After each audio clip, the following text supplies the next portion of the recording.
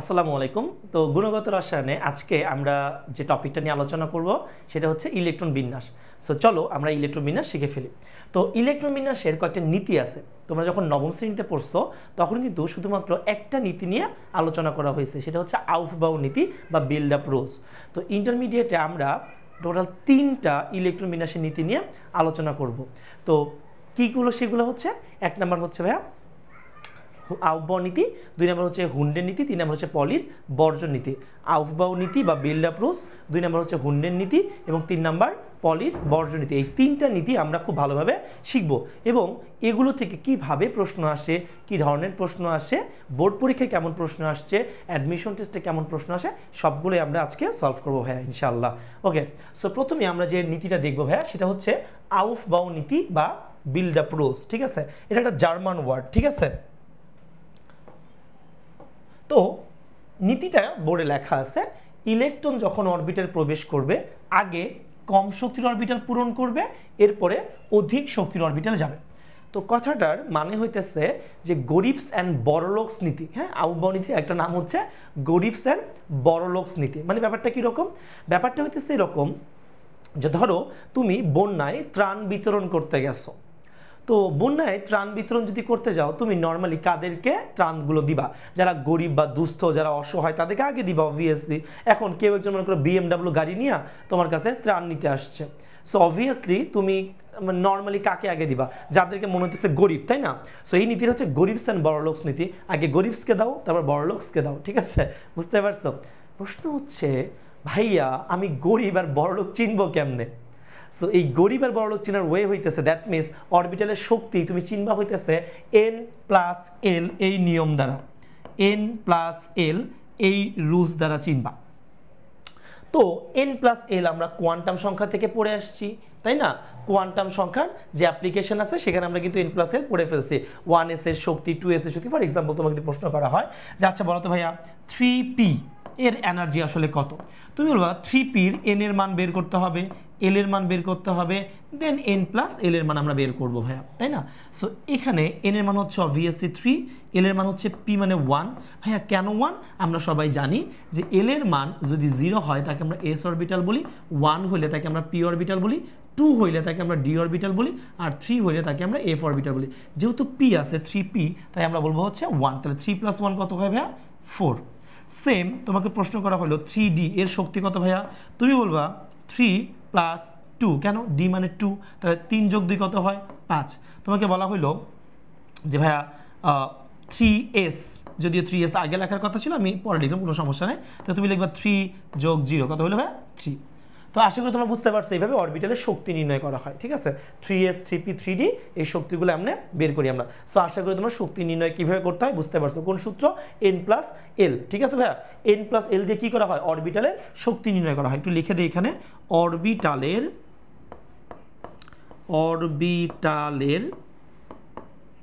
শক্তি কোন সূত্র দিয়ে বের করা হয়? n+l এই সূত্র দিয়ে। তো আশা করি আমরা বুঝতে পারছি ভাইয়া, n+l অ্যাকচুয়ালি আমাদের অরবিটালের শক্তি নির্ণয় করা হয়। সো এখানে ওইটাই বলছে যে যাদের n+l এর মান কম, ইলেকট্রন সেখানে আগে দিবা, যার n+l এর মান বেশি, ইলেকট্রন সেখানে পরে দিবা। ঠিক আছে ভাইয়া, বুঝাইতে পারছি? Okay fine. এবার এই নীতি অনুযায়ী একটা প্রশ্ন খুবই কমন, যেটা তোমরা 9-10-এ পড়ে আসছো, সেটা হচ্ছে যে পটাশিয়ামের 19তম ইলেকট্রন 3d-তে না গিয়ে 4s-এ যায় কেন? তো এর উত্তরটা আমি অলরেডি দিয়ে ফেলছি তোমাদেরকে। সেটা হচ্ছে, ভালো করে খেয়াল করো যে 3d, এই 3d-র এনার্জি কত ভাইয়া? 5। আর তোমার হচ্ছে 4s, হ্যাঁ 4s। তো 4s এর শক্তি কত ভাইয়া? 4s এর শক্তিটা হচ্ছে 4 + 0 = কত? 4। তা তোমরা বলো 4s এর শক্তি কত? 4। 3d এর শক্তি কত? 5। তাহলে বলো তো ভাইয়া 4 বড় নাকি 5 বড়? অবভিয়াসলি 5 বড়। তাহলে ইলেকট্রন কই আগে যাবে? 3d এবং 4s এর মধ্যে গরিবকে? 4s গরিব, তাই ইলেকট্রন গরিবের কাছে আগে যাবে, তারপর বড়লোকের কাছে যাবে। গরিবকে 4s, কেন? ওর শক্তি হচ্ছে 4। বড়লোককে 3d, কারণ ওর শক্তি হচ্ছে 5। সো ইলেকট্রন কই যাবে ভাই? আগে 4s-এ, তারপর কই যাবে? 3d-তে। এখানে সেটাই বলা আছে যে পটাশিয়ামের 19তম ইলেকট্রন 3d-তে না গিয়ে 4s-এ যায় কেন? তুমি খুব সুন্দর করে বলবা যে 3d এবং 4s এর মধ্যে যেহেতু 4s এর শক্তি কম, 3d শক্তি বেশি, তাই আউফবাউ নীতি অনুযায়ী পটাশিয়ামের 19তম ইলেকট্রন 3d-তে না গিয়ে 4s-এ যায়। সো আশা করি তোমরা এই প্রশ্নের উত্তরে বুঝতে পারছো। এখন আরও একটা প্রশ্ন থেকেই যায়, সেটা হচ্ছে যদি ভাইয়া n প্লাস l এর মান সমান হয়, n প্লাস l যদি সমান হয়, সমান হলে তখন তুমি অ্যাকচুয়ালি কি করবা? সো মনে রাখবা n প্লাস l সমান হলে যার, মনে রাখবা যার n এর মান কম, n এর মান কম, ইলেকট্রন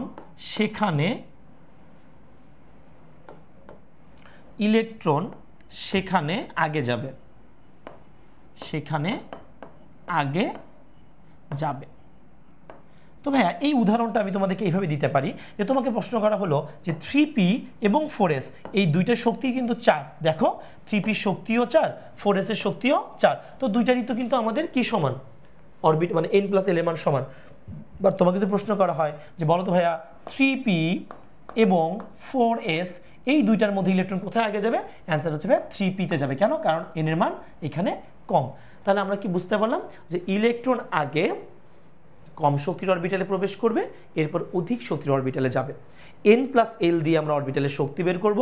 যদি কখনো n প্লাস l সমান হয় তাহলে যার n এর মান কম ইলেকট্রন সেখানে আগে প্রবেশ করবে। সো আউটবাউন্ডে বুঝে গেছো I think. Okay fine. So এখন আমরা চলে যাব হচ্ছে ভাই আমাদের নেক্সট স্লাইডে, সেটা হচ্ছে আমাদের হুন্ডের নীতি। সো খুবই গুরুত্বপূর্ণ একটা নীতি, এটা কিন্তু পরীক্ষায় ডিরেক্টলি আসে যে হুন্ডের নীতিটি লিখো। তো হুন্ডের নীতিটা হইতেছে ইলেকট্রন যখন অরবিটালে প্রবেশ করবে তখন সর্বাধিক অযুগ্ম অবস্থায় থাকবে এবং এদের স্পিনগুলো হবে একমুখী। এটা এখানে বলা আছে যে সর্বাধিক অযুগ্ম অবস্থায় থাকবে আর এদের স্পিনগুলো হবে একমুখী। ভাইয়া অযুগ্ম কথার মানে অ্যাকচুয়ালি কি মিন করে? মনে রাখবা অযুগ্ম কথার মানে হচ্ছে সিঙ্গেল, ঠিক আছে? অযুগ্ম কথার মানে হচ্ছে ভাইয়া সিঙ্গেল, অর্থাৎ ইলেকট্রন আগে সিঙ্গেল অবস্থায় যাবে, এরপরে ডুয়েল অবস্থায় যাবে এবং এদের স্পিনগুলো হবে সেম ডিরেকশনের। সো এটা অনেকে তোমরা ভুল বুঝো বা ভালো করে বুঝো না। সো আমরা একটা এক্সাম্পল দেখবো, ঠিক আছে? তো চলো আমরা একটা এক্সাম্পল দেখি, সেটা হইতেছে ভাইয়া নাইট্রোজেনের এক্সাম্পলটা আমরা দেখবো। তো নাইট্রোজেনের এক্সাম্পল যদি আমরা দেখি, নাইট্রোজেন কত ভাইয়া 7, তাই না? তো 1s, দেন হচ্ছে ভাইয়া 2s, দেন হচ্ছে 2p, তো কত 2, 4 আর 3 7। তো তুমি যদি মানে এটাকে বক্স পদ্ধতিতে করো, বক্স আবার কি জিনিস ভাইয়া? তো মনে রাখবা এস এর অরবিটাল কয়টা ভাইয়া? একটা, তাই এস এর বাক্স হবে একটা। ভাইয়া পি এর অরবিটাল কয়টা? 3টা, P X P Y P Z, তাই পি এর বাক্স হবে কয়টা? 3টা। ভাইয়া ডি এর অরবিটাল কয়টা? 5টা, সো আমাদের ডি এর বাক্স হবে কয়টা ভাইয়া? 5টা। 1 2 3 4 5। ওকে, সো আমরা এখানে একটু দেখবো এস এর ভাইয়া বক্স কয়টা হবে? একটা। এস এর বক্স কয়টা হবে ভাইয়া? একটা। পি এর বক্স কয়টা হবে ভাইয়া? 3টা। সো আই থিঙ্ক তোমরা ক্লিয়ার হইতে পারছো। আচ্ছা, এবার এসে ইলেকট্রন কয়টা আছে ভাই? 2টা। সো এইখানে একটা ইলেকট্রন যাবে অ্যান্ড উপর দিকে একটা যাবে, নিচের দিকে একটা যাবে। সো ডিরেকশন কিন্তু ভিন্ন হবে, মাস্ট বি ভিন্ন হবে, ঠিক আছে? এইখানে এসে কয়টা ভাইয়া? 2টা, সো একটা উপরে একটা নিচে। ওকে, এইখানে কয়টা ভাইয়া? 3টা। সো তুমি যদি এইভাবে দাও, এই যে 1টা 2টা 3টা, তাহলে কিন্তু হুড সাহেব মাইন্ড করবে। হুড সাহেব এমনি দিলে মাইন্ড করবে। কেন মাইন্ড করবে? বলছে সর্বাধিক সিঙ্গেল অবস্থায় থাকবে। তোমার এই জায়গায় ফাঁকা আছে, তুমি কেন ডাবল দিলা? ডাবল দেওয়া যাবে না, সো এটা কিন্তু হবে না। ওকে, সেকেন্ড, তুমি ঠিক আছে ভাই আমি এভাবে সিঙ্গেল রাখবো, তবে এইরকম দিয়ে দিলাম। এবারও হুন সাহেব মাইন্ড করবে, কেন? বলছে এদের স্পিনগুলো একমুখী হবে, তো তুমি এটার উপরে দিছো, এটার নিচে কেন দিলা? সো এটার উপরের দিকেই দিতে হবে, বুঝতে পারছো ব্যাপারটা? সো এটা আমাদের কিভাবে দিতে হবে ভাইয়া? এটা উপরের দিকে যাবে, এটাও উপরের দিকে দিতে হবে, বুঝতে পারছি? হয় তুমি সবগুলো উপরের দিকে দাও, না হয় সবগুলো নিচের দিকে দাও, হয় সবগুলো উপরে, না হয় সবগুলো নিচে। তো আমরা নর্মালি প্রথমে উপরগুলো দেই, পরের দিকে নিচের দিকগুলো দেই, সমস্যা নেই। ওকে, তাহলে আমরা বলতে পারি ভাই 1s2 2s2 2p3, এই কথাটাই বলতে হচ্ছে হুন। বলছে ইলেকট্রন যখন অরবিটালে প্রবেশ করবে আগে সর্বাধিক অযুগ্ম অবস্থায় থাকবে, যেমন এখানে 2টা, এখানে 2টা, আর এখানে এসে তুমি বুঝতে পারবা যে একটা একটা করে দিতে হবে। এখন এখান থেকে একটা জিনিস তোমাকে বুঝাই, সেটা হচ্ছে ভাই এই জায়গায় 2টা ইলেকট্রন আছে, তো আমি তো চাইলেও এই এস অরবিটালে 2টাকে আলাদা রাখতে পারবো না। এস অরবিটালে কয়টা ইলেকট্রন? 2টা। সর্বোচ্চ রাখা যায় কয়টা? 2টা। বুঝতে পারছি ব্যাপারটা? তাহলে ওকে রাখা যায় সর্বোচ্চ 2টা, আমি চাইলেও এখানে সর্বাধিক অযুগ্ম অবস্থায় রাখতে পারবো না। তাহলে এস অরবিটালের ক্ষেত্রে হুন্ডের নীতি কি অ্যাপ্লিকেবল হচ্ছে? অ্যান্সার হচ্ছে না। সো আমরা এখানে নোট লিখতে পারি, নোটটা কি ভাইয়া? নোটটা হচ্ছে যে এস অরবিটালের ক্ষেত্রে হুন্ডের নীতি প্রযোজ্য নয়। এস অরবিটালের ক্ষেত্রে হুন্ডের নীতি হুন্ডের নীতি প্রযোজ্য নয়। ঠিক আছে ভাইয়া, এস অরবিটালের ক্ষেত্রে হুন্ডের নীতি প্রযোজ্য নয়। সো আশা করি তোমরা বুঝতে পারছো এইটা ভাইয়া, তাই না? Okay fine. এবার আর একটা এক্সাম্পল আছে অক্সিজেনের। তো অক্সিজেনের এক্সাম্পলটা আরও ইন্টারেস্টিং। তো তুমি খেয়াল করো ভাইয়া, এটা হচ্ছে 1s, এটা হচ্ছে ভাইয়া 2s, এটা হচ্ছে ভাইয়া আমাদের 2p। সো 2 4 8 4 8। সো তুমি খেয়াল করো এস এর বাক্স কয়টা ভাইয়া? এস এর বাক্স হচ্ছে একটা। ভাইয়া এস এর বাক্স কয়টা ভাইয়া? এস এর বাক্স হচ্ছে একটা। ভাইয়া পি এর বাক্স কয়টা? ভাইয়া পি এর বাক্স হচ্ছে 3টা। ওকে আচ্ছা, এস এ কয়টা ইলেকট্রন ভাইয়া? 2টা। ওকে বসাইলাম। এস এ কয়টা? 2টা। এবার পিতে কয়টা? এই যে একটা, তারপরে একটা, তারপরে আবার একটা বসালাম। এবার তো আরও একটা বাকি থাকে, সো ওইটা ঘুরে আসে এখানে বসবে। এখন এই জায়গায় ঝামেলাটা কোন জায়গায়? ঝামেলাটা হচ্ছে ইলেকট্রন গণার ক্ষেত্রে। কীরকম? তুমি যখন ইলেকট্রন গুনবা তখন কি আপনি গুনবা 1 2 3 4 5 6? না, তাহলে কবিরা গুণা হবে, এরকম গোনা যাবে না। কি গুনতে হবে? 1 2 3 4 5। এটা হচ্ছে 5 নম্বর ইলেকট্রন, এইটা হচ্ছে 6 এন্ড এইটা হচ্ছে 7, এইটা হচ্ছে 8 নং ইলেকট্রন। বুঝতে পারছো? তো তোমাকে যদি কখনো বলে যে অক্সিজেনের 8 নং ইলেকট্রনের জন্য কোনো কিছু বের করতে, তখন তুমি কিন্তু কখনোই এইটাকে বলবা না, বলবা কোনটা? এইটাকে। আশা করি তোমরা বুঝতে পারছো ভাইয়া, ঠিক আছে? এই জিনিসগুলো খুবই ইম্পর্টেন্ট। সো হুন্ডের নীতিটা আমরা ক্লিয়ারলি বুঝতে পারছি, এবং এটা কিন্তু এমসিকিউর জন্য খুবই ইম্পর্টেন্ট যে কোন অরবিটালের ক্ষেত্রে হুন্ডের নীতি প্রযোজ্য নয়। অ্যান্সার হচ্ছে এস অরবিটালের ক্ষেত্রে। কেন? কারণ এখানে দুইটা যে ইলেকট্রন আছে তাকে তুমি চাইলে সর্বাধিক অযুগ্ম অবস্থায় রাখতে পারতেছো না, তোমাকে একই ঘরে দিতে হচ্ছে। সো এটার ক্ষেত্রে হুন্ডের নীতি প্রযোজ্য নয়, হবে না। সেম তোমাকে যদি প্রশ্ন করা হয় ক্লোরিন এর ক্ষেত্রে কি হুন্ডের নীতি প্রযোজ্য হবে? অ্যান্সার হচ্ছে না, কারণ ক্লোরিনের লাস্টে কত থাকে? 3p5। কত থাকে ভাইয়া? ক্লোরিন, হ্যাঁ ক্লোরিন, এটা কত? 17। তো 17 লাস্টে কত ভাইয়া? আমরা জানি যে 3s2 3p5। সো তুমি না চাইলেও এখানে দেখো পি এর যে ঘরটা আছে, এখানে তুমি কিন্তু ভাইয়া ইলেকট্রন 1টা 2টা 3টা দিলা এবং 4টা 5টা দিলা। সো তুমি চাইলেও আর একটা ইলেকট্রনকে এখানে সিঙ্গেল রাখতে পারতেছো না, তার মানে তোমার এইটা অটোমেটিক্যালি হুন্ডের নীতি মেনে চলতেছে না। বুঝাইতে পারছি ব্যাপারটা? তুমি আর একটা ইলেকট্রন দিয়ে আসে, তুমি কি এটাকে সিঙ্গেল রাখতে পারবা? না, পারবা না, কারণ এখানে অটোমেটিক্যালি সব ফিল আপ হয়ে আছে। বুঝতে পারছো ভাইয়া? আচ্ছা, তো যদি প্রশ্ন আসে যে নিম্নের কোন মৌলটির ক্ষেত্রে হুন্ডের নীতি প্রযোজ্য নয়, সো তার মধ্যে ক্লোরিনও একটা হবে। ক্লিয়ার? আচ্ছা, তো আশা করি তোমরা এই যে হুন্ডের নীতিটা বুঝতে পারছো ভাইয়া। এবার আমরা আসি যে পলির বর্জ্য নীতি, খুবই চমৎকার একটা নীতি, এবং এটা মনে রাখার জন্য আমরা বাংলা লিঙ্কের অ্যাকাউন্ট নাম্বার মনে রাখতে পারি। সো তোমরা অনেকে জানো যে বাংলা লিঙ্কের অ্যাকাউন্ট নাম্বার কিন্তু হচ্ছে *124#। এটা হচ্ছে বাংলা লিঙ্কের অ্যাকাউন্ট নাম্বার। সো এই নাম্বার দিয়ে হুন্ডের নীতি পলির বর্জ্য নীতি মনে রাখা যায়। তো সেটা কিভাবে ভাইয়া? সেটা হচ্ছে এই 1 দিয়ে হচ্ছে একটি পরমাণুতে, 2 হচ্ছে যে কোনো দুটি ইলেকট্রনের, 4 মানে হচ্ছে 4টি কোয়ান্টাম সংখ্যা কখনই কি হইতে পারে না? সেম বা একই হইতে পারে না। ওটা এখানে লেখা আছে যে একটি পরমাণুতে যে কোনো দুইটা ইলেকট্রনের 4টি কোয়ান্টাম সংখ্যার মান কখনোই একই হইতে পারবে না, পারবে না, পারবে না। তো ওইটাই বুঝাইছে, একটি পরমাণুতে যে কোনো দুইটা ইলেকট্রনের 4টি কোয়ান্টাম সংখ্যার মান কি হইতে পারবে না? সেম হইতে পারবে না। ক্লিয়ার? বুঝতে পারছো? সো এখানে সুন্দর করে লেখা আছে 124। এটা মনে রাখো তোমরা, ঠিক আছে ভাইয়া? এটা একটু মনে রাখো যে পলির বর্জ্য নীতি আমরা বুঝবো কি 124 দিয়ে। বুঝতে পারছো? 124 দিয়ে। ক্লিয়ার? আচ্ছা ফাইন। সো আমরা এখন একটু দেখবো যে এই কথাটার মানেটা আসলে কি, এটা ব্যাখ্যাটা আসলে কি। ঠিক আছে? সো চলো আমরা একটু ব্যাখ্যাটা নিয়ে আলোচনা করি। ওকে ওকে, তো খেয়াল করো ভাই, যে আমি তোমাকে যদি বলা হয় যে ধরো তোমাকে নিয়ে বলা হলো যে অক্সিজেন নিয়ে চিন্তা করো, হ্যাঁ অক্সিজেন কত? 8। তো তোমাকে বলা হলো যে 1s, দেন হচ্ছে 2s, দেন হচ্ছে 2p। ঠিক আছে? সো 2 4 আর 4 8। তো এটা হচ্ছে এস এর বাক্স, এটা হচ্ছে এস এর বাক্স, এন্ড এটা হচ্ছে আমাদের পি এর বাক্স। Okay fine. তো এখানে কয়টা ইলেকট্রন ভাই? 2টা, 1টা 2টা, এই যে 1টা 2টা। সো একটা একটা একটা, দেন এখানে আর একটা। সো তোমাকে বলা হলো যে এই অক্সিজেনের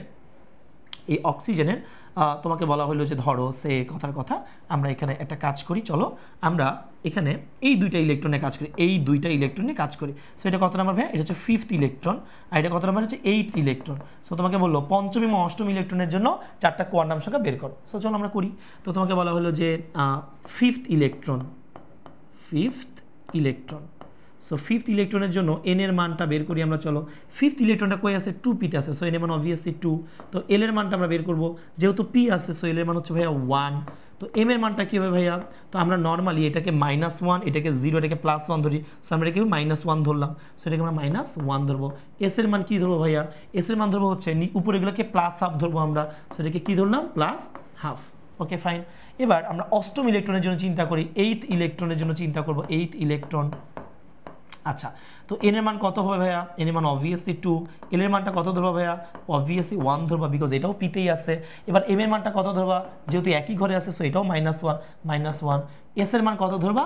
s এর মান যেহেতু নিচের দিকে, সো -½ ধরবা। +½ একটা, -½ একটা। এই যে তুমি খেয়াল করো সবই মিলে গেছে, বাট s এর মানটা কিন্তু মিলে নাই। s এর মানটা কিন্তু একটা +½ একটা -½ সো এই জায়গাটা কিন্তু মিলে নাই, এই জায়গাটা কিন্তু তোমার মিলে নাই। সো আমরা কি বলতে পারি? আমরা বলতে পারি একটি পরমাণুতে যে কোনো দুইটা ইলেকট্রনের 4টা কোয়ান্টাম সংখ্যা নিলে সেটা কখনোই সেম হবে না। তার মানে কি সবগুলো সেম হবে না? অ্যান্সার হচ্ছে যে কোনো একটা ভিন্ন হইতেই হবে। দেখো সবই সেম, একটা কিন্তু ভিন্ন। অ্যাটলিস্ট কোন কোয়ান্টাম সংখ্যা ভিন্ন হইতেই হবে? সেটা হচ্ছে স্পিন কোয়ান্টাম সংখ্যা। বুঝতে পারছো? মানে সব সেম হলেও স্পিন কোয়ান্টাম সংখ্যা সেম হবে না। আশা করি তোমরা এটা বুঝতে পারছো। ক্লিয়ার ভাইয়া? Okay fine. সো এইটা হচ্ছে আমাদের পলির বর্জন নীতি। ক্লিয়ার? আবার এইটা বুঝছো না যে কোনোদিনও স্পিন সমান হবে না। হ্যাঁ, স্পিন সমান হইতে পারে, এইটা এবং এইটা নিয়ে স্পিন সমান হবে, কিন্তু কি চেঞ্জ হবে? এম। এই দুইটা যদি নাও, এই যে যেমন এই দুইটা, এটা একটা, এইটা একটা, তাহলে কোন মানটা চেঞ্জ হবে? সবই সেম হবে, সব সেম, শুধু এম এর মানটা চেঞ্জ হবে। এম একটা হবে 0, একটা হবে +1। আশা করি তোমরা কিন্তু বুঝে গেছো ব্যাপারটা। সো পলির বর্জন নীতি মানে কোনো একটা পরমাণুকে তুমি যদি ইলেকট্রন বিন্যাস করো, তাইলে যে কোনো একটা কোয়ান্টাম সংখ্যার মান তাদের মধ্যে সেম হবে না। দুইটাও হইতে পারে, তিনটাও হইতে পারে, বুঝতে পারছি? বাট অ্যাটলিস্ট একটা হইতেই হবে। ঠিক আছে? যদি কখনো দেখো 4টা কোয়ান্টাম সংখ্যা সেম আসছে, তাহলে তুমি মনে মনে ধরে নিবা ভুল করছো। ঠিক আছে? তখন নিজের মাথাটা বাড়ি দিবা, দিয়ে ঠিক করে নিবা। বুঝতে পারছো? ক্লিয়ার?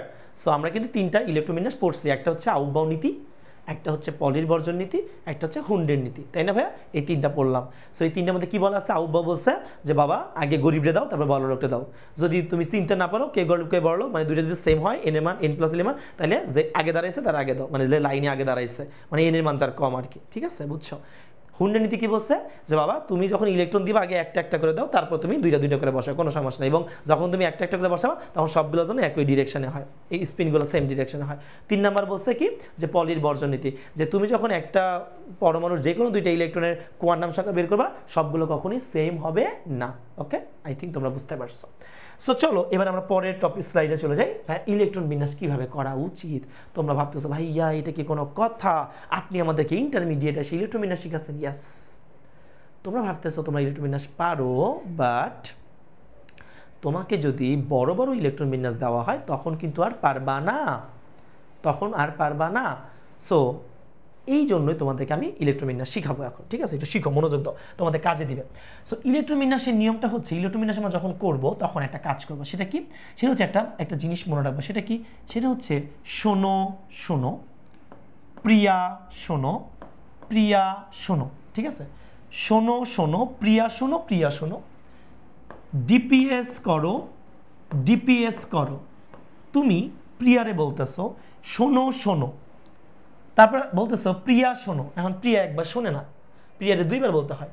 বলতেছো আবার বলতেছো প্রিয়া শোনো, তো তুমি আর বলতেছো ডিপিএস করো, আবার কানে নেয় নাই। ঠিক আছে? বলছো ডিপিএস করো, মানে যে কোনো কথা দুইবার করে বলতে হয়।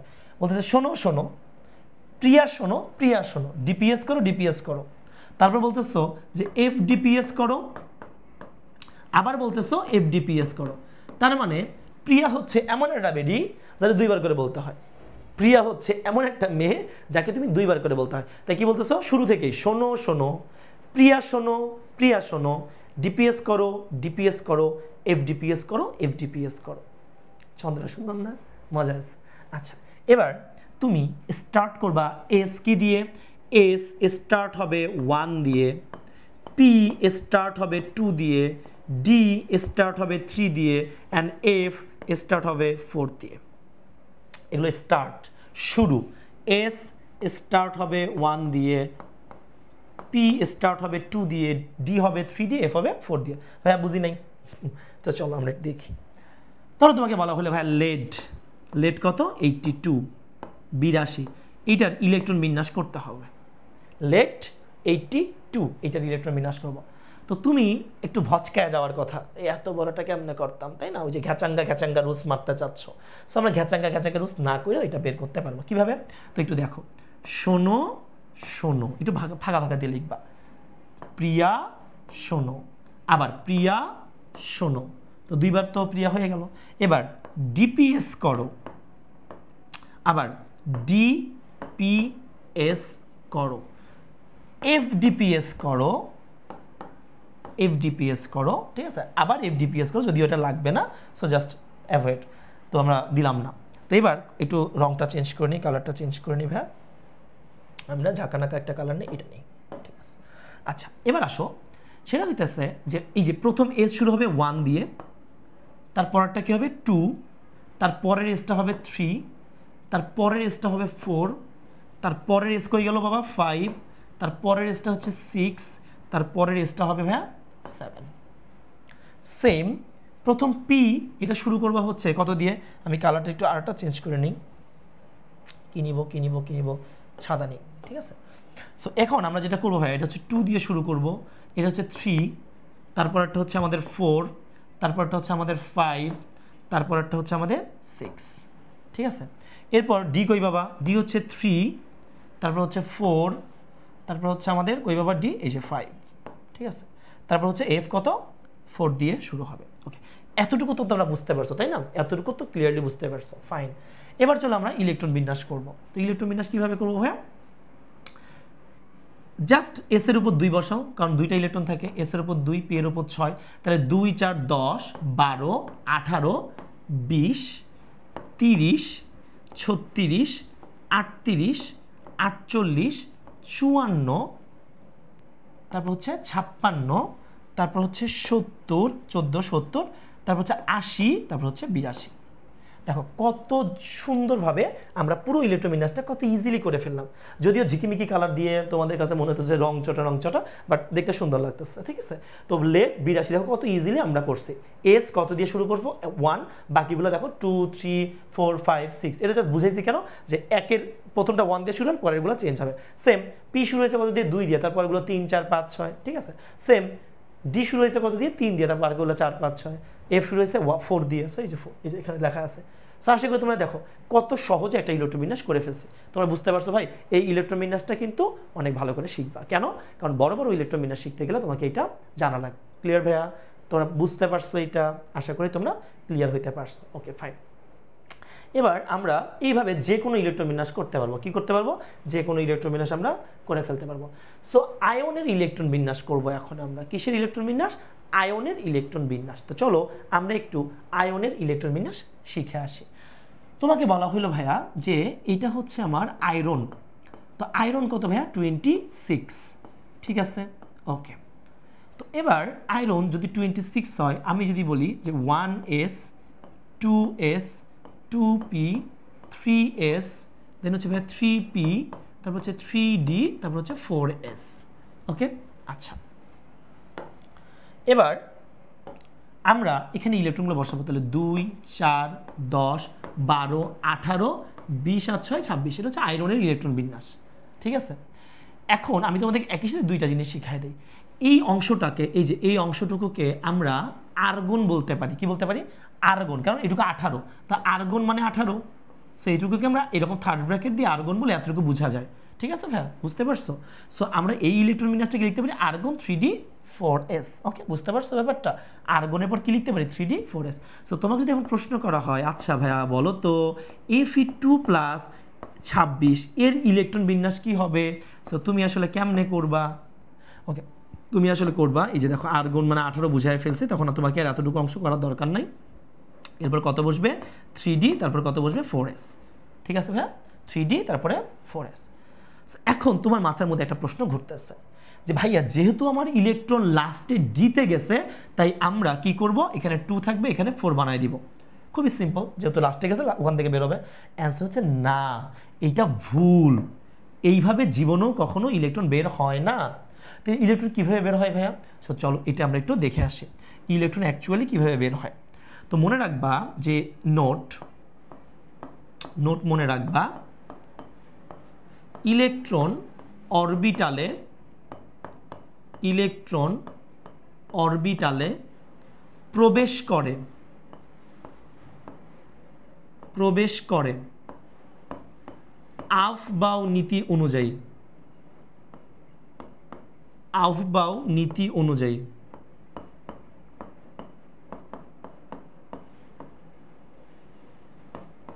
ঠিক আছে, আর বের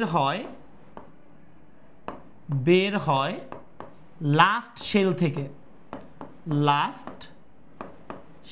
থেকে ঠিক আছে। তাহলে ইলেকট্রন অরবিটালে প্রবেশ করে আউটবাউ নীতি অনুযায়ী আর বের হয় লাস্টের শেল থেকে। তাহলে কি এটা ঠিক আছে ভাইয়া? এটার অ্যান্সারটা ঠিক নাই। ঠিক আছে ভাইয়া, এটার অ্যান্সারটা ঠিক নাই। সো চলো আমরা এখন লিখব 3D, এটা হচ্ছে 4s। তো মনে রাখবা এখানে 2 ছিল, এখানে 6 ছিল। তো 2+ মানে এই দুইটা ইলেকট্রন বের হয়ে যাবে, এই দুইটা ইলেকট্রন কি হবে? বের হয়ে যাবে। সো আমরা তাহলে কি করতে পারি ভাইয়া? এই দুইটা আমরা রাখবো না, এই দুইটা আমরা রাখবো না। ঠিক আছে ভাইয়া, বুঝতে পারছো? তাহলে শুধু 3D থাকবে, 4s 0 হয়ে যাবে। 4s কি হয়ে যাবে? 0 হয়ে যাবে। সেম আমরা যদি একটা কাজ করি, Fe3+ এর ইলেকট্রন বিন্যাস করতে চাই, তাহলে তুমি কি লিখবা বলো তো ভাইয়া? আর্গন। তুমি লিখবা আর্গন, তারপরে লিখবা 3D, তারপরে 4s। কয়টা ইলেকট্রন বের হবে ভাইয়া? 3টা। তাহলে 4s থেকে 2টা যাবে, এখান থেকে 3টা যাবে, একটা যাবে। তাহলে কয়টা হলো? এখানে 5 হবে। আশা করি তোমরা বুঝতে পারছো। এখানে 2টা গেল, এখান থেকে একটা গেল, তোমার 3টা গেল। ক্লিয়ার? সো এইভাবে আমরা আয়নের ইলেকট্রন বিন্যাস করতে পারি। ক্লিয়ার ভাইয়া? ওকে। সো এখন তোমাদের মধ্যে আরেকটা প্রশ্ন আসতেছে যে আচ্ছা ভাইয়া আর্গনের পর তো 3D হয় বুঝলাম, বাট বাকিগুলা দিয়ে আমরা কিভাবে ইলেকট্রন বিন্যাস করতে পারি, তার কি কোনো ট্রিক্স আছে কি না? অবভিয়াসলি আছে। সো সেটা আমরা কিভাবে শিখবো চলো আমরা একটু দেখে নিই। ওকে, আচ্ছা এখানে ব্যতিক্রম ইলেকট্রন বিন্যাস আছে, তার আমি এটাই তোমাদেরকে একটু দেখাই দিই এখানে। সো আমি একটু তোমাদেরকে এটা মুছে দিই। হ্যাঁ, এটা মুছে দিয়ে আমাদের তোমাদেরকে একটু বুঝাই দিই এখানে। ওকে, সো খেয়াল করো ভাইয়া, আমি তোমাদেরকে এখানে একটু লিখে দিব, সেটা হচ্ছে যে নিষ্ক্রিয় গ্যাসের সাহায্যে কিভাবে খুব দ্রুত ইলেকট্রন বিন্যাস করা যায়। তো আর্গন এরপরে তোমার ইলেকট্রন বিন্যাস হবে ভাইয়া 3D 4s। আমরা সবাই জানি যে হিলিয়াম, নিয়ন, আর্গন, ক্রিপ্টন, জেনন, নেরন। ঠিক আছে, আর্গন, তারপর হচ্ছে ক্রিপ্টন।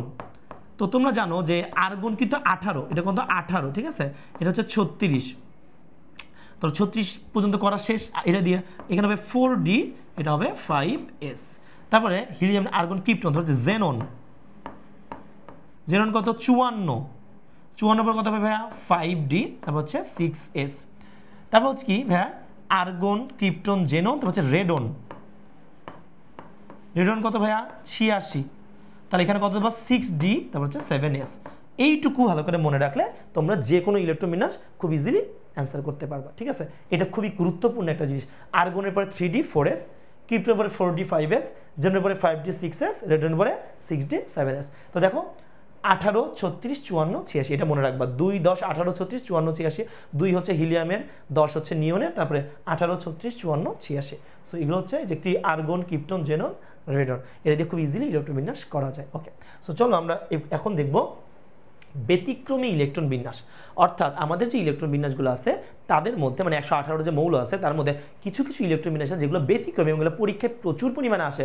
সো এর গুরুত্ব অপরিসীম। ঠিক আছে ভাইয়া, এই ব্যতিক্রমী ইলেকট্রন বিন্যাস থেকে আমাদের প্রচুর পরিমাণে এমসিকিউ আসে। সো এর গুরুত্ব কিন্তু অনেক অনেক অনেক বেশি। বুঝাতে পারছি ভাইয়া? Okay fine. তো চলো এখন আমরা একটা নোট দেখি যে গ্রুপ 6 এবং গ্রুপ 11 এর সকল মৌল হচ্ছে ব্যতিক্রমী ইলেকট্রন বিন্যাস দেখায়। সো আমি এখানে কয়েকটা এক্সাম্পল রাখছি জাস্ট। সেগুলো হইতেছে ক্রোমিয়াম, কপার, তারপর হচ্ছে এনবি দিয়ে এক্সাক্ট আমার মনে নাই কোন মৌল, তো একটু দেখে নিও। এটা হচ্ছে মলিবডিনাম, এটা হচ্ছে প্যালাডিয়াম, এটা হচ্ছে আর্জেন্টাম বা সিলভার, এটা হচ্ছে প্লাটিনাম, এটা হচ্ছে গোল্ড। ঠিক আছে, এটা হচ্ছে নিহোবিয়াম, মনে হয় নিহোবিয়াম, এরকম টাইপের কিছু একটা, নিহোবিয়াম। ঠিক আছে, আচ্ছা কপার, ক্রোমিয়াম, কপার, নিহোবিয়াম, তারপর হচ্ছে তোমার মলিবডিনাম, তারপরে এটা হচ্ছে প্যালাডিয়াম, এটা হচ্ছে সিলভার, প্লাটিনাম, আর হচ্ছে গোল্ড। বুঝতে পারছি? এবং এদের পারমাণবিক সংখ্যাগুলো কিন্তু দিয়ে রাখছি ভাইয়া। এটা হচ্ছে 24, 29, 41, 42, 46, 47, 78, 79। এই সবগুলো হচ্ছে ব্যতিক্রমী ইলেকট্রন বিন্যাস। এখন তোমরা ভাবতেছো কি ব্যতিক্রম? এই যে এখানে দেওয়া আছে সুন্দর করে। সো চলো আমরা একটু দেখি। তো ক্রোমিয়াম আর কপার এমন কেউ নাই, এমন কোনো বাচ্চা কাচ্চা নাই যারা জানো না, বাচ্চাকাল থেকে পড়ে আসছো। এটার ক্ষেত্রে কি হয়? 3D 5, 4s, 1, এটার ক্ষেত্রে কি হয় 3d10 4s 1। এইটা মোটামুটি সবাই জেনে আসছো যে s কখনো s কি করে একটা ইলেকট্রন দিতে দিয়ে অর্ধপূর্ণ করে দেয়, তাই না? এখানেও সেম অর্ধপূর্ণ জায়গায় পূর্ণ করে দেয়। সো এই দুই কারণে এরা হচ্ছে ব্যতিক্রম, বাট বাকিগুলো কি কারণে ব্যতিক্রম দেখি। তো এই যে নিওবিয়াম, এটার ক্ষেত্রে একটু খেয়াল করো, ক্রিপ্টন মানে কত ভাই 36, তাহলে 41-এর ইলেকট্রন বিন্যাস করবো 36, তো 36 তো হয়ে গেল। আর আমি তোমাদেরকে একটু বললাম ক্রোমিয়াম ক্রিপ্টনের পরে কি হয় 45s। তো খেয়াল করো নর্মালি এইটার ক্ষেত্রে 5s2 হয়ে 3d3 হওয়ার কথা, কারণ আমাদের টোটাল 36-এ পরে আর লাগে 5টা, তো এখানে 2 দিয়ে এখানে 3 হওয়া উচিত, কারণ 5s2 3d3 হয়। কিন্তু হয়েছে কি এখানে হয়েছে 1, এখানে হয়েছে 4। সো এটা কিন্তু একটা ব্যতিক্রমী ইলেকট্রন বিন্যাস। সেম এই যে মলিবডিনাম ক্ষেত্রে 42, তো কি হওয়া উচিত এখানে হওয়া উচিত ভাই আমাদের 2, এখানে হওয়া উচিত 4, কিন্তু হয়েছে 1, এটা হচ্ছে 5, যে অর্থপূর্ণ। সো এটাও একটা ব্যতিক্রমধর্মী ইলেকট্রন বিন্যাস। এই যে ডি অর্থপূর্ণ অবস্থায় বেশি স্টেবল, এই কারণে। প্যালাডিয়াম 46, তো এটার ক্ষেত্রে খেয়াল করো, এটার ক্ষেত্রে হয়েছে কি হওয়া উচিত এখানে 2, এখানে 8, 2 এখানে 8। আমরা তো জানি যে এস থেকে নর্মালি একটা ইলেকট্রন দিতে পারে সে, কিন্তু এখানে দুইটাই চলে গেছে, তার মানে এইটা কিন্তু খুব ভালো করে মাথায় রেখো, যেখানে 5s0 4d10। সো এখানে কি বুঝতে পারছো তোমরা ব্যতিক্রমগুলো? আচ্ছা ফাইন ভাইয়া। সিলভার 47, এটা খুবই কমন, সেটা হচ্ছে এই যে আমাদের কপারের মতো অবস্থা, ঠিক আছে? তাহলে সিলভার কপার একই রকম অবস্থা।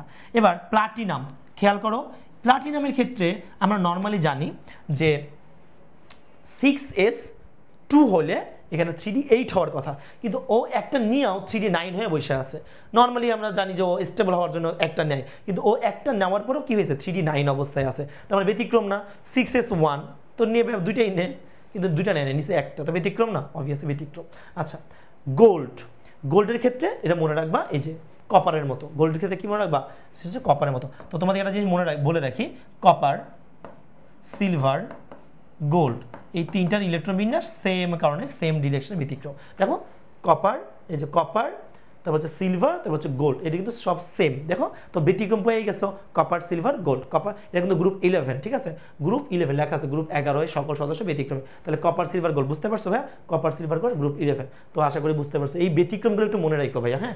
এই ব্যতিক্রমগুলো কেন ব্যতিক্রম এগুলো তুমি পরে জানবা, এত ব্যাখ্যা যাওয়ার দরকার নেই, শুধু মনে রাখবা এরা ব্যতিক্রম। জাস্ট একবার দেখবা যে কারা কারা কপার সিলভার গোল্ড, ঠিক আছে? তারপরে ক্রোমিয়াম প্লাটিনাম, তাই না? প্যালাডিয়াম, এগুলো হচ্ছে তোমার ব্যতিক্রম। প্লাটিনাম আশা করি বুঝতে পারছো ভাই, এই পেজটা অনেক গুরুত্বপূর্ণ তোমাদের জন্য। ওকে আচ্ছা, এবার আমরা আসি যে ইলেকট্রন বিন্যাসের প্রয়োগ, খুবই গুরুত্বপূর্ণ, ঢাকা ভার্সিটিতে আসে 2016-17 সালে। সো চলো আমরা এটা সলভ করি। বলছে 26 পারমাণবিক সংখ্যা বিশিষ্ট একটি মৌলের এমতম শেল। ভাইয়া এমতম শেল মানে কত নাম্বার শেল? ভাইয়া 3তম শেল। এমতম শেল মানে 3 নাম্বার শেল। তোমরা জানো KLMN, কে মানে প্রথম, এল মানে দ্বিতীয়, এম মানে তৃতীয়, এন মানে চতুর্থ। Okay fine. এবার আমরা আসি ভাইয়া 26 পারমাণবিক সংখ্যা বিশিষ্ট একটি মৌলের এমতম শেলে কতগুলো ইলেকট্রন থাকে। আচ্ছা, তো 26 কার আয়রনের কত ভাইয়া? 26। তো আমরা এটার ইলেকট্রন বিন্যাস করব। তো 1s 2s 2p 3s 3p 3d 4s, ঠিক আছে? তো 2 4 10 12 18 20 আর 6 26। তো তোমাকে কিন্তু এখানে বলছে যে এমতম শেলে কয়টা ভাই? এমতম শেল মানে 3 নাম্বার শেল। সো তুমি একটু 3 নাম্বার শেলটা কাউন্ট করো তো ভাইয়া, কয়টা হয় ভাইয়া? 14টা। সো অ্যান্সার কিন্তু 14। তোমরা অনেকেই আছো যারা ভাবতেছো 2n স্কোয়ার মানে 18, অ্যান্সার কিন্তু 18 হবে না। বলছে 26 যে পারমাণবিক সংখ্যা আছে সেই মৌলের এমতম শেলে কয়টা আছে? সো এমতম শেলে 14টা আছে। সো ঢাকা ভার্সিটির 2016-17 এই প্রবলেমটা আমরা খুব ইজিলি সলভ করতে পারলাম, তাই না ভাইয়া? ওকে, এবার আমরা পরের কোশ্চেনে চলে যাব। কেস 2। কেস 2 তে আমরা দেখব যে সোডিয়ামের কতগুলো ইলেকট্রনের জন্য n+l এর মান 3 হবে। তো আমরা আগে সোডিয়ামের ইলেকট্রন বিন্যাস করি ভাইয়া। সোডিয়াম 11, তো আমরা একটু সোডিয়াম ইলেকট্রন বিন্যাস করে দেখব। 1s 2s দেন হচ্ছে 2p, তারপর হচ্ছে 3s। সো 2 4 10 আর 1 11। এবার তুমি দেখবা এই অরবিটালগুলোর মধ্যে কতগুলোর n+l এর মান 3 হয়। সো এটার n+l এর মান কত? 1 যোগ 0, 1 যোগ 0 কত হয় ভাইয়া? 1। এখানে আসো 2 প্লাস 0 ইকুয়াল টু কত? 2। এটার ক্ষেত্রে আসো 2 প্লাস 1 ইকুয়াল টু কত? 3 পাইছি এটা। এবার কত আসে? 3 প্লাস 0 ইকুয়াল টু কত? 3। তাহলে তুমি খেয়াল করে দেখো তো ভাইয়া কয়টা 3 পাইছো? 2 বার। সো এইটার ক্ষেত্রে ইলেকট্রন কয়টা? 6টা। এটার ক্ষেত্রে ইলেকট্রন কয়টা? একটা 7টা। সো অ্যান্সার কত হবে ভাইয়া? অ্যান্সার হবে 7। বুঝতে পারছো? তাহলে 7টা ইলেকট্রনের জন্য কতগুলো ইলেকট্রন? 7টা ইলেকট্রনের জন্য n+l এর মান কত হবে 3 হবে, বুঝতে পারছো? সো এটা কিন্তু নিজেই বের করতে পারবা, এটা কিন্তু নিজেই বের করতে পারবা নিকেল, ঠিক আছে? তো বলছে নিকেল 28 এর কতগুলো, এটার জন্য n + 4 হবে। সো এটা একটু এটাই নিজে করবা করে তোমরা কমেন্টে রিপ্লাই দিবা, ঠিক আছে? এটা অ্যান্সারটা তোমরা কমেন্টে জানাবা যে ভাইয়া তোমরা এটার অ্যান্সার কত বের করছো, এটা একটু কমেন্টে জানাও, ঠিক আছে? একদম সেম এমনই বের করবা, জাস্ট n + l মান দিবা 4 কার হয়, তারপর সেই ইলেকট্রনগুলো যোগ করে দিবা। পারবা না? ওকে, আমি জানি তোমরা পারবা, তোমরা হচ্ছে বেস্ট, কারণ তোমরা রনি ভাইয়ের স্টুডেন্ট, ঠিক আছে? ওকে, এবার আসো, বলছে ক্রোমিয়ামের অযুগ্ম ইলেকট্রন কতটি? খুবই গুরুত্বপূর্ণ প্রশ্ন ভাই, খুবই গুরুত্বপূর্ণ, বোর্ড এবং অ্যাডমিশন দুইটার জন্য। সো চলো আমরা একটু ক্রোমিয়ামের ইলেকট্রন বিন্যাস। অযুগ্ম মানে কি জানো? সিঙ্গেল তোমাদের মতো, যদিও তোমরা সিঙ্গেল কিনা আমি জানি না, তোমাদের মতো সিঙ্গেল, ঠিক আছে? আচ্ছা, তো 24 ক্ষেত্রে আমরা কি করবো ভাইয়া? 1s 2s 2p 3s 3p দেন হচ্ছে 3d, তারপর হচ্ছে 4s। ওকে, সো 2 4 10 12 18 1 5, তোমরা তো সবাই জানো এটা, তাই না? তো এবার অযুগ্ম ইলেকট্রন কয়টা এটা বের করার জন্য তোমাকে হুন্ডে নিতে যাইতে হবে। তো এই যে ডি এর ক্ষেত্রে ঘর কয়টা? 5টা। সো এখানে ঘর বসাও, 1 2 3 4 5। আর 4s এ কয়টা? মানে একটা। সো খেয়াল করো ডিতে কয়টা আছে ইলেকট্রন? একটা, দুইটা, তিনটা, চারটা, পাঁচটা, ছয়টা। তাহলে বলতো ভাই একা একা আছে কয়জন? ভাইয়া 6 জন। তাহলে অযুগ্ম ইলেকট্রন কতটি? অ্যান্সার হচ্ছে ভাইয়া 6ডি, এই যে 6টা। বুঝতে পারছো কেন? 3p পর্যন্ত তো সব ডাবল, এইখানে এসে কয়টা পাইছো? 6টা সিঙ্গেল অযুগ্ম, ঠিক আছে? একদম পিওর সিঙ্গেল পাইছো, পিওর সিঙ্গেল, কোনো ভেজাল নাই, ঠিক আছে? ওকে, বলছে আয়রন 26 এর অযুগ্ম ইলেকট্রন কতটি? আয়রন 26। তো চলো আমরা একটু দেখবো আয়রন 26 এর কত। সো এই যে ভাইয়া আয়রন, এটা কত ভাইয়া? 26। সো আমরা ইলেকট্রন বিন্যাস করি, ঠিক আছে? সেটা হচ্ছে আর্গন দিয়েই করি আমরা, ঠিক আছে? আমাদের ইজি হবে। তাহলে আর্গন 3d 4s, তাই না? 2, এটা হচ্ছে 6। তাহলে ভাইয়া এখানে একটা কাজ কর, সেটা কি? সেটা হচ্ছে ডি এর ঘর কয়টা? 5টা, ঘর আঁকাও 5টা, 1 2 3 4 5। এবার 4s এর, ওকে, সো ডি এর কয়টা? 1 2 3 4 5, ঠিক আছে? আর এখানে 4s এর কয়টা? একটা, দুইটা, আর এখানে কয়টা? 6টা, তাই না? এই যে 4s এর দুইটা, এখানে কয়টা? 6টা। তো ভালো করে খেয়াল করতো, এখানে ডাবল, এখানেও ডাবল, তাহলে এখানে কয়টা আছে ভাইয়া? টোটাল 4টা। এই যে এখানে কয়টা আছে? টোটাল 4টা। তাহলে অ্যান্সার কত ভাইয়া? 4। আশা করি বুঝতে পারছো ভাইয়া, না বোঝার কিচ্ছু নাই, আমি জানি তোমরা বুঝছো, ঠিক আছে? আচ্ছা, এবার আমরা আসি কেস 3-তে। ওকে, কেস 3-তে ক্রোমিয়াম 3+ এর অযুগ্ম ইলেকট্রন কতটি? আর ভাবতেছো আল্লাহ এটা কিছু হইল? হ্যাঁ, এটা কিছু হইল? ক্রোমিয়াম 3+, তো আমরা সবাই জানি যে ক্রোমিয়াম কত? 24। তাহলে কত বসাবো ভাইয়া? আর্গন, হ্যাঁ আর্গন, তারপরে কত বসাবো? 3d, তারপরে 4s, তাই না? তাহলে কত? 1, তারপরে হচ্ছে 5। কিন্তু যখনই 3+ বলেছে তখনই তোমাকে কি করতে হবে ভাইয়া? 3টাকে ভাগায় দিতে হবে। তো ভাগায় দাও, এখানে একটা তো চলে গেল, এখান থেকেও 2টা যাবে। তাহলে ঘটনা কি ঘটবে? ঘটনা ঘটবে হচ্ছে তুমি বাবা, হ্যাঁ, ঘটনা ঘটবে হচ্ছে তুমি এখান থেকে একটা ভাগায় দিলে ফলে 0 হলো, আর এখান থেকে 2টা বাদ দিলে কত হয়? হ্যাঁ, এই যে 3টা হয়, তাই না? তাহলে 3d3, তাহলে ডিতে কয়টা ইলেকট্রন আছে? 3টা। সো বলো তো ক্রোমিয়াম 3+ এ কয়টা হবে ভাইয়া? 3টা সিঙ্গেল ইলেকট্রন থাকবে। ডিতে ঘর করে দেখো 3টাই থাকে। Okay fine. Fe2+ এ কয়টা থাকে? সেম, তোমাদেরকে যদি দেখাই তাহলে Fe ভাইয়া 2+, তাহলে ওর ইলেকট্রন বিন্যাস করে দেখা যাবে তো 26। তাহলে ভাই আর্গনের কেসে আমরা যাবো, ওই যে আর্গন, হ্যাঁ এই যে আর্গন, তারপরে কত? 3d, তারপরে কত? 4s, এখান থেকে 2টা ভেঙে চলে গেছে, আর এখানে কত আছে? 26। তাহলে একটু আগে যা দেখছো 2+ এর ক্ষেত্রে যা, এবং Fe এর ক্ষেত্রেও তাই। তাহলে কয়টা হবে? একটু আগে দেখছো কয়টা? 4টা। সো এটার আনসার কত ভাইয়া? 4। কারণ ডিতে যদি 6টা থাকে তাহলে একটা করে ডাবল থাকতে হবে মাস্ট। এবার Fe3+ এ অযুগ্ম ইলেকট্রন কয়টা? সো Fe3+টা আমরা উপরেরটা দেখেই বুঝতে পারবো, 26। তাহলে বলো তো ভাইয়া এখানে কতগুলো হবে? তাহলে অবভিয়াসলি এখান থেকে 3টা চলে গেলে ডিতে 5টা থাকবে না। সো আমরা বলতে পারি 3d5 হবে। সো 3d5 মানে কি? ডি প্রত্যেকটাতে একটা করে ইলেকট্রন আছে। সো এটার আনসার হবে ভাইয়া 5। ঠিক আছে, নিকেল 2+, এটা HW, এটা আমাকে করে জমা দিই, মানে কমেন্টে জানাবা। আমি জানি তোমরা পারবা, বিকজ তোমরা রনি ভাইয়ের স্টুডেন্ট, ঠিক আছে? আর এই ভিডিও দেখার পর তোমরা তো ইলেকট্রন বিন্যাস আলোচনা পড়াইতে পারবা। মানে এই ভিডিও দেখার পরেই তুমি আরেকটা স্টুডেন্ট বলবে কি, আরেকটা স্টুডেন্টকে কি বলবো জানো? বন্ধু এদিকে আয়, তোর ইলেকট্রন বিন্যাস পড়াই। হ্যাঁ, তখন তোমার বন্ধু অবাক হয়ে যাবে, কিরে তুই এত ইলেকট্রন বিন্যাস ভালো পারিস কেমনে, সব পারিস? তখন তুমি বলবা আমি রনি ভাইয়ার স্টুডেন্ট, ঠিক আছে? ওকে, আশা করি তোমরা তাহলে ইলেকট্রন বিন্যাসের A to Z খুব ভালো করে বুঝতে পারছো, কেমনি ইলেকট্রন বিন্যাস আসবে, কিভাবে আসবে, কই থেকে আসবে, এভরিথিং তোমরা শিখে গেছো না ভাইয়া? সো বেস্ট অফ লাক, ইনশাল্লাহ তোমাদের সাথে আবার পরের ভিডিওতে দেখা হচ্ছে। আসসালামু আলাইকুম।